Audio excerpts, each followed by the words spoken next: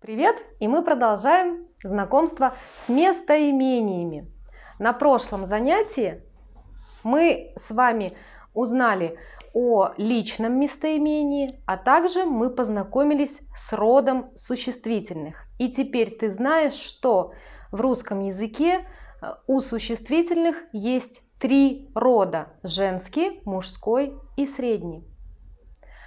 У местоимений тоже есть род: женский, мужской и средний, а также у них есть число единственное и множественное. Чтобы сказать о том, кому принадлежит этот предмет или чья это мама, например, мы используем притяжательные местоимения. Мой, то есть мой, я, мой. Твой, твой. Наш, ваш и его, ее, их. Если мы говорим о мужчине, о мальчике или о существительном мужского рода, мы используем притяжательное местоимение его. Если мы говорим о существительном женского рода или о девушке, о женщине, то мы используем притяжательное местоимение ее. И во множественном числе мы говорим их. Их машина, например. Это в мужском роде. Посмотри, мы выучили, что существительные мужского рода оканчиваются на согласный. Да? И нам подсказкой будет вопрос: чей? Чей дом? Чей это дом? Это мой дом. Существительное дом мужского рода. Поэтому мы выбираем местоимение мой. Это местоимение мужского рода. Мой дом.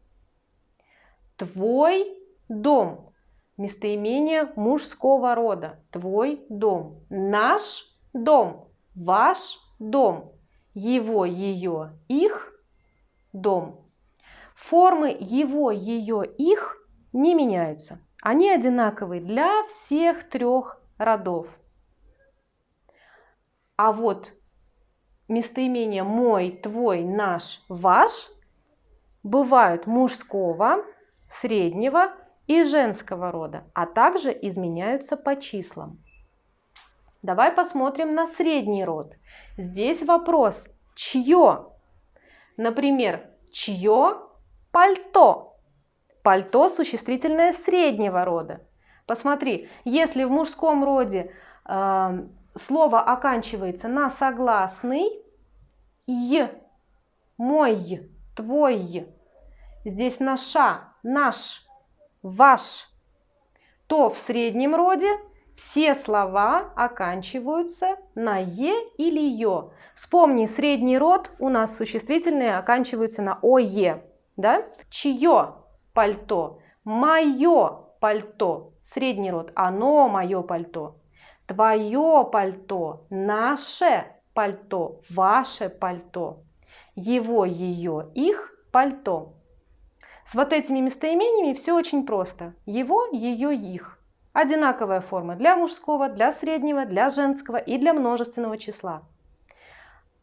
А для слов мое, твое, наше, ваше, как ты видишь, е или ё на конце. Это хорошая подсказка. Так ты можешь запомнить. Чье? Вопрос среднего рода. Обращаю твое внимание. Смотри.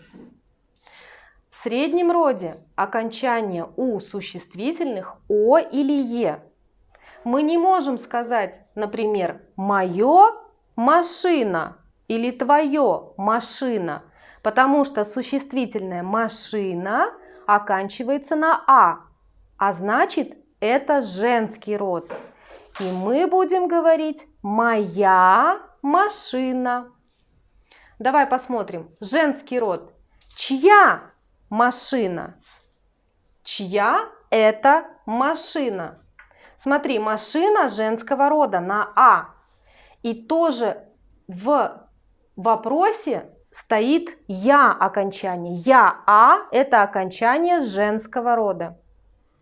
Значит, мы будем использовать все формы на «я» или на «а». Это подсказка. «Е», «ё» – средний род, согласный – мужской род и «а», «я» – женский род. Ты уже выучил, что существительные женского рода оканчиваются на «я», «а», и точно так же притяжательные местоимения оканчиваются на «а», «я». Моя машина, твоя машина, наша машина, ваша машина и его, ее, их машина. Здесь ничего не меняется. И давай посмотрим на множественное число притяжательных местоимений.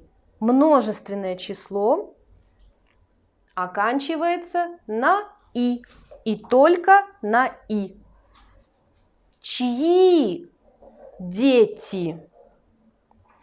Дети – множественное число, оканчивается на «и». Здесь и здесь «и». Чьи дети? Мои дети.